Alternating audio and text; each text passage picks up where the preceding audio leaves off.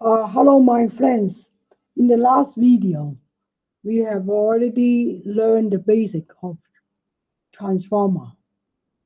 And what we did in the last video was we come up with a circuit model for the transformer.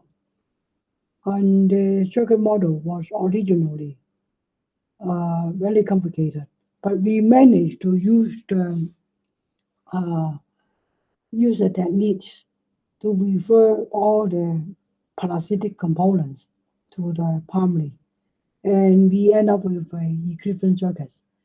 And finally, we also come up with an approximate equivalent circuit like this one. And in this circuit, the the loss in the copper winding for both primary and the secondary are lumped together into the single element R1 plus A2 square, A square plus R2. Um, so this is the way how the transformer was modeled. Now, the question is, right, how are we going to find the parameter for R1, R2, X1, X2, and RC and XM? The question is, uh, the trick is, right, open circuit test and short circuit test. And with this trick, then we are able to find the um, the parasitic of the transformer. Now, uh, let's say open circuit test. Open circuit means the secondary is left open circuit. So if you have a transformer,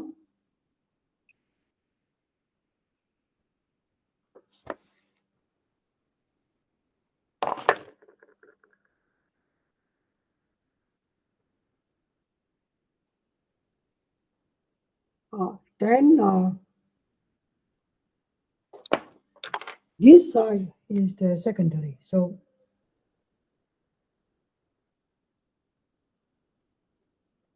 you leave it open circuit.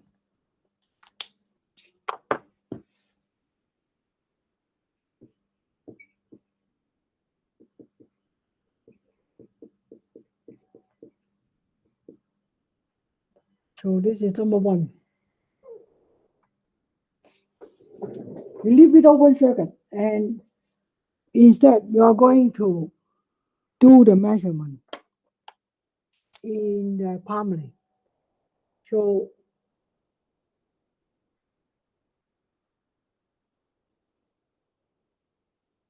this is what you are going to do.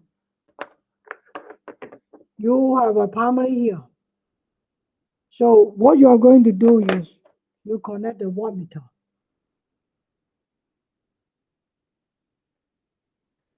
Which also give you the chance to measure the voltage. And then you measure the voltage here. So this will give you the voltage at the primary and also the wattage. And you also connected the ammeter here to measure the um, the current. Now in here you have a voltage source, and the voltage source is Vs, for instance. We don't know it, right? So this is the way how we measure the open circuit test. And normally this open circuit test is conducted in which side? In the low voltage side. Yeah. So better write this down, right? Normally conduct in the LV side. It's important to conduct this test in the low voltage side because of the resources problem. And for example, if your turn ratio is 200 to 1000, if you measure the voltage and power in for 1000 volts, then you will need a lot of expensive equipment. So why don't we just make it simple?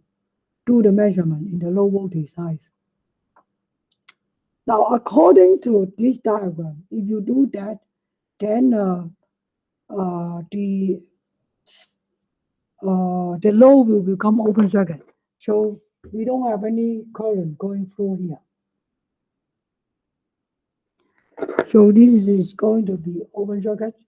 And what we are going to get is all the current that you are going to get is flow into here.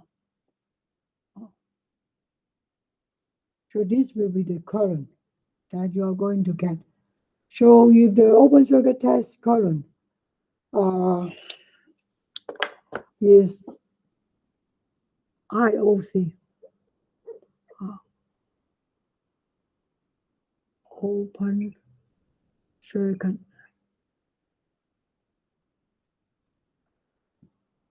test current.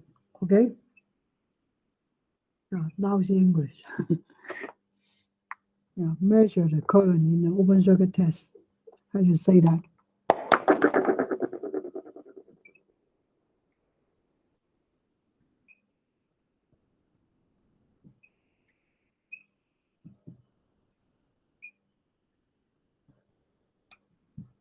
And the voltage is going to be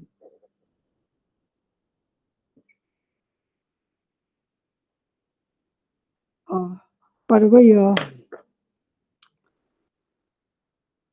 it should be the current amplitude.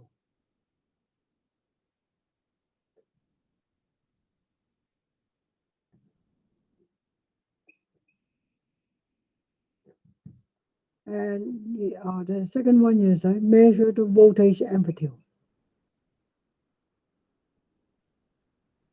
Amplitude or the RMS value, right? It doesn't matter.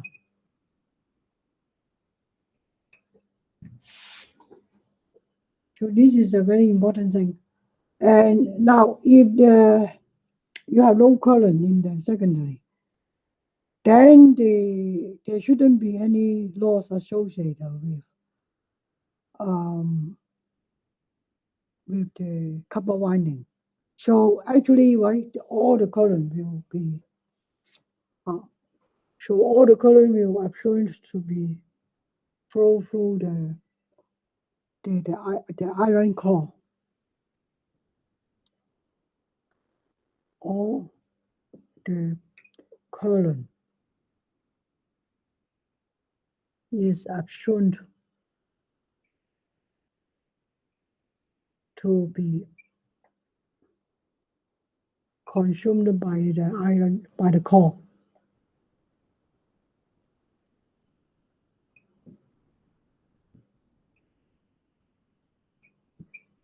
So in this case, the power given by this will end you up with a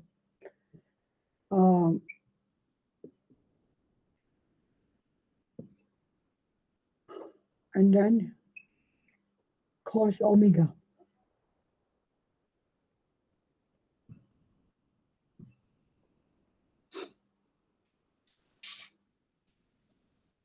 And here you will get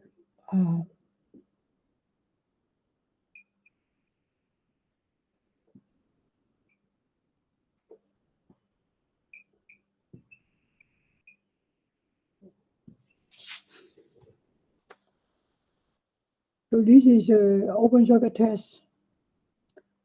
And now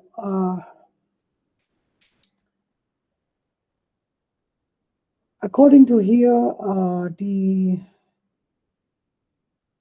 the power loss by the will be consumed by the RC. Okay, so um,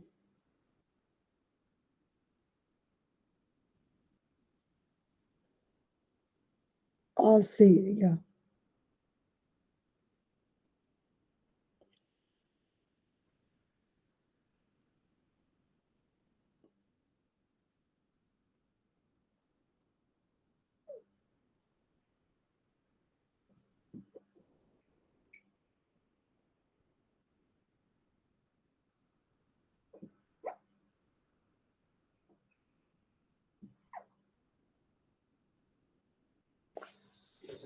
So with this simple trick, we are able to work out the uh, the core resistance. And how about XM? XM, if we can find this, right, XM should be easy. Yeah, the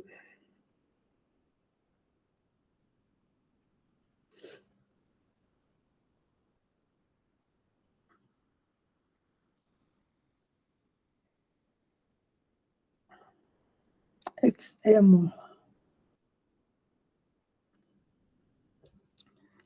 um, I don't have enough space here, so uh, let's write down in here. Yeah.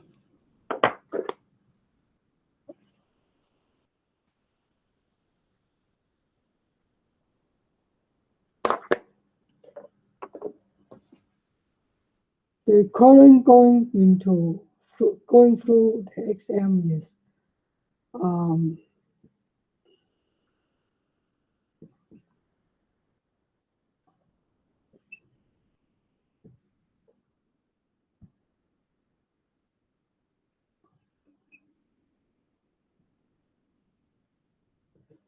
and you can get the feeder from the formula here.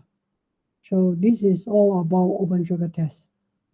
Uh, Actually, I don't need to write it here. I can just continue here.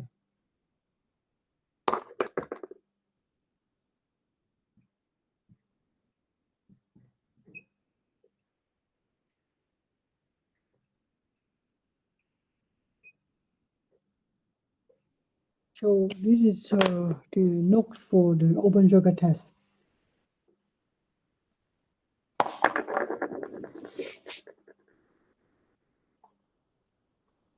Now, it's good, right? You know the way how to find the core losses, which is given by RC, the core resistance, and the magnetizing impedance.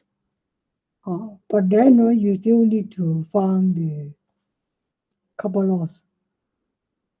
And how are we going to find it? Right? Then that's why we end up with another topic, so-called short circuit test.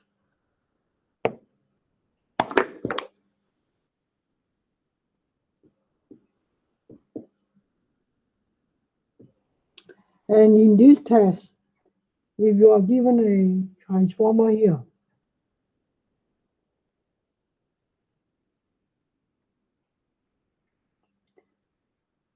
we are going to short circuit the secondary.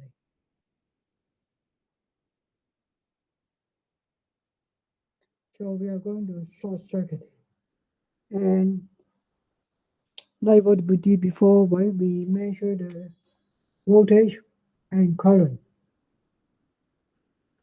and power at the primary.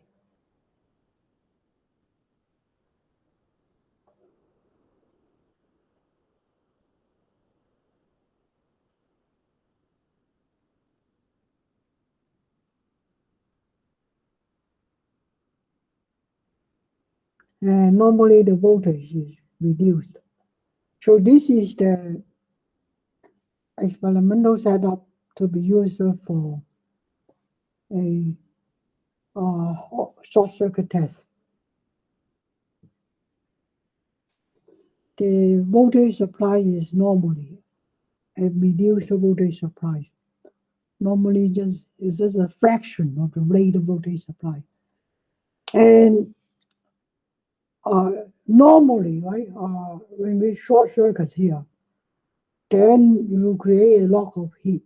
If the winding here is the number of turns here are too much, then by shorting it, then you will end up with spark or a rush of current. So in this case, the best thing to do is uh, try your best to short circuit the low voltage side. In this case, the actual short circuit test is going to be measured at the high voltage side. So I would say it was normally conducted in the high voltage side.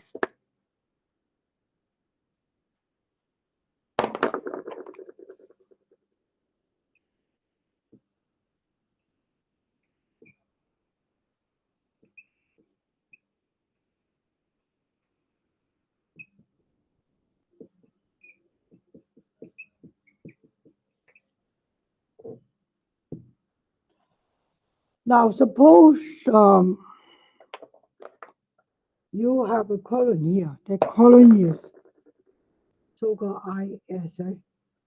I stand for the column and SC stand for the short circuit test. So we need to define some variable, measure the current amplitude in the short circuit test. Okay? And by the same token, you also need to have another variable, another parameter, so-called voltage, measure the voltage amplitude in the short circuit test.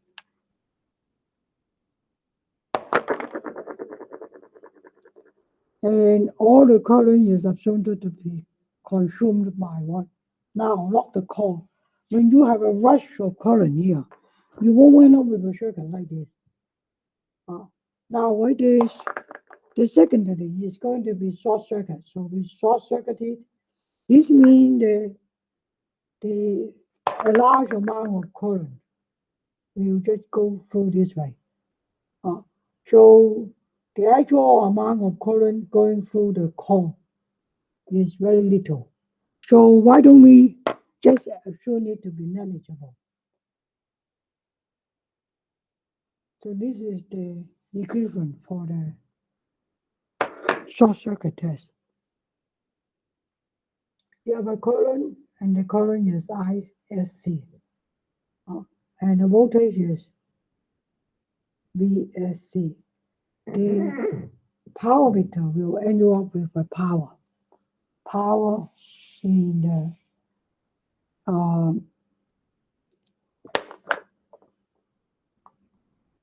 the couple winding.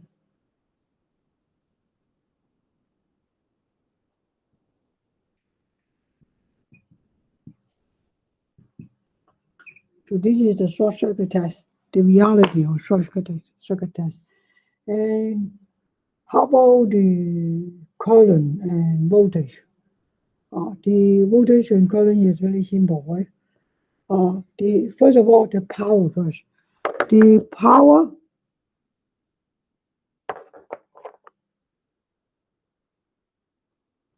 for short circuit test can be calculated by ISC T square, yeah, and then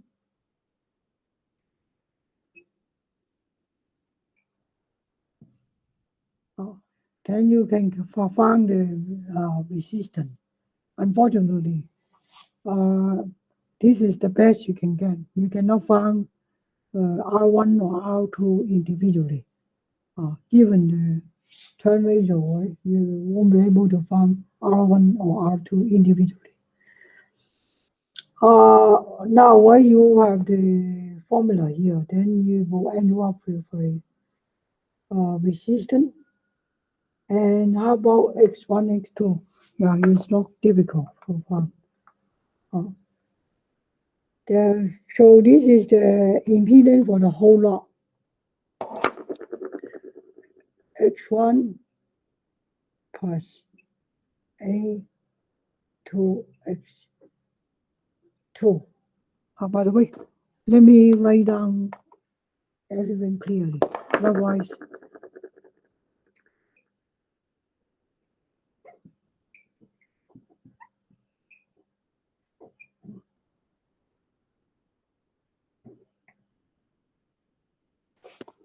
so this is the short circuit test.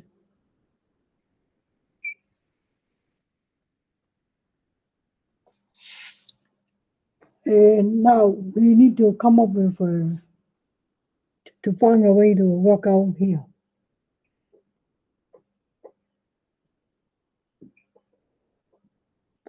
And this one will be equals to the total impedance, V square minus R1 A2 X2 square. And now we're going to find the total impedance. Very easy. The voltage and divided by the current. That's all.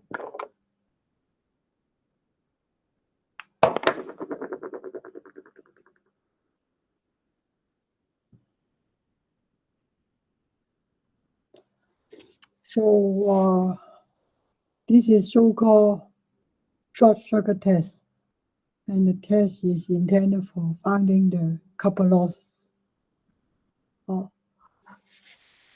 If you have any questions, please leave your question to the comments box underneath the video. Thank you very much for your support.